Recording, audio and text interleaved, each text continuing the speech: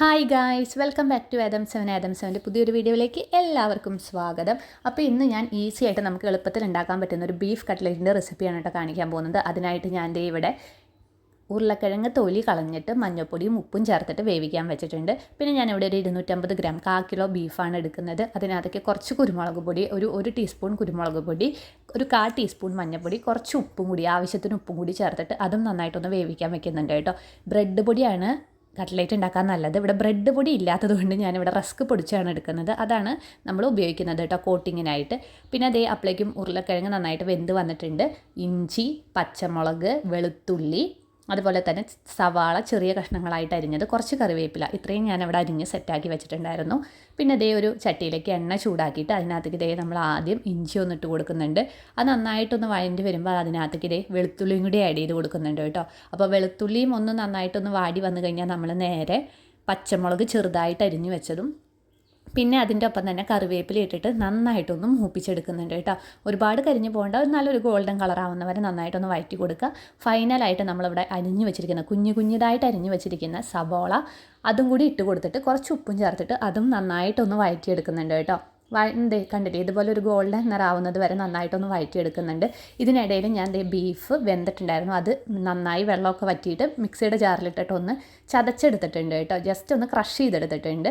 പിന്നെ ഞാൻ ഈ ഒരു സവാള വഴറ്റിയതിലേക്ക് നമ്മൾ ആദ്യം റെഡിയാക്കി വെച്ചിട്ടുള്ള ഉരുളക്കിഴങ്ങിൻ്റെ ആ ഒരു ഉടച്ചെടുത്തിട്ടുള്ള ഒരു ഡവ് ഇതിനകത്തേക്ക് ഇട്ട് കൊടുക്കുന്നുണ്ട് കേട്ടോ. എന്നിട്ട് നന്നായിട്ടൊന്ന് മിക്സ് ചെയ്ത് കൊടുക്കുക. അപ്പോൾ തന്നെ ഇതിനകത്തേക്ക് കുറച്ച് കുരുമുളക് പൊടിയും കുറച്ച് ഗരം മസാലയും ആഡ് ചെയ്ത് കൊടുക്കുക കേട്ടോ. അത് ഓരോരുത്തരുടെ പാകത്തിന് എരിവൊക്കെ നോക്കിയിട്ട് ആഡ് ചെയ്ത് കൊടുക്കുക. പിന്നെ നമ്മൾ അവസാനമായിട്ട് ബീഫ് നമ്മൾ ഇതുപോലെ ക്രഷ് ചെയ്തെടുത്തത് അതിനകത്തേക്ക് ഇട്ടിട്ട് നന്നായിട്ടൊന്ന് സെറ്റ് ചെയ്തെടുത്തിട്ടുണ്ട്. ഈ സമയത്ത് ഉപ്പൊക്കെ കറക്റ്റാണോ എന്ന് നോക്കുക. പിന്നെ കോട്ടിങ്ങിനായിട്ട് ഞാനിവിടെ ഒരു മുട്ട എടുത്തിട്ടുണ്ട്. അതുപോലെ തന്നെ ഞാൻ റസ്ക് പൊടിച്ച് വെച്ചിട്ടുണ്ടായിരുന്നു. അപ്പോൾ ഇതിൽ കോട്ട് ചെയ്തിട്ടാണ് കേട്ടോ നമ്മൾ കട്ട്ലേറ്റ് ഉണ്ടാക്കാൻ പോകുന്നത്.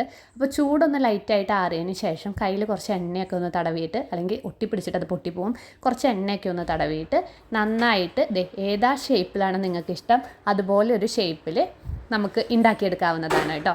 അപ്പോൾ നമ്മൾ മുട്ട പൊട്ടിച്ചതിലേക്ക് കുറച്ച് കുരുമുളക് പൊടിയും ഇത്തിരി ഉപ്പും വേണമെങ്കിൽ നമുക്ക് ആഡ് ചെയ്ത് കൊടുക്കാം. ഞാനിവിടെ ഉപ്പ് മാത്രമേ ആഡ് ചെയ്തിട്ടുള്ളൂ കേട്ടോ. അപ്പോൾ ഞാനിതുപോലെ ഒരു ഓവൽ ഷേപ്പിൽ റെഡിയാക്കി എടുത്തിട്ടുണ്ട്. ഇനി ഒരു പാൻ ചൂടാക്കാൻ വെച്ചിട്ട് എണ്ണ ഒഴിച്ചിട്ടുണ്ട്. ഇനി നമ്മൾ ആദ്യം മുട്ടയിലേക്ക് ജസ്റ്റ് ഒന്ന് ഡിപ്പ് ചെയ്തെടുക്കും. നമ്മുടെ ഉണ്ടാക്കി വെച്ച കട്ട്ലേറ്റ് ജസ്റ്റ് ഒന്ന് ഉണ്ടാക്കി വെക്കും. ഞാൻ അത് ഫുള്ള് ഉണ്ടാക്കി വെച്ചിട്ടുണ്ട് കേട്ടോ കട്ട്ലേറ്റ്. അപ്പോൾ ഞാൻ ഒരെണ്ണം എടുത്തിട്ടുണ്ട്. എൻ്റെ എല്ലാ ഓവൽ ഷേപ്പിലാണ്. ഒരെണ്ണം എടുത്ത് നേരെ മുട്ടയിലേക്ക് ഒന്ന് നന്നായിട്ടൊന്ന് മുക്കിയെടുത്തിട്ട് ബ്രെഡിൻ്റെ പൊടിയിലേക്കും കൂടി ഒന്ന് മുക്കിയെടുത്തിട്ട് അതിനൊരു കോട്ടിങ് കൊടുക്കുക.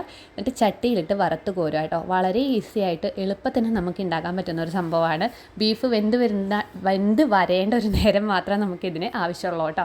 അപ്പോൾ ഇന്നത്തെ നമ്മുടെ ബ്രെഡ് കട്ട്ലേറ്റിൻ്റെ റെസിപ്പി, ബ്രെഡ് കട്ട്ലേറ്റ് അല്ല, ബീഫ് കട്ട്ലേറ്റിൻ്റെ റെസിപ്പി എല്ലാവർക്കും ഇഷ്ടപ്പെട്ടെന്ന് വിചാരിക്കുന്നു. അപ്പോൾ പുതിയ വീഡിയോ ആയിട്ട് കാണുന്നത് വരെ ബൈ.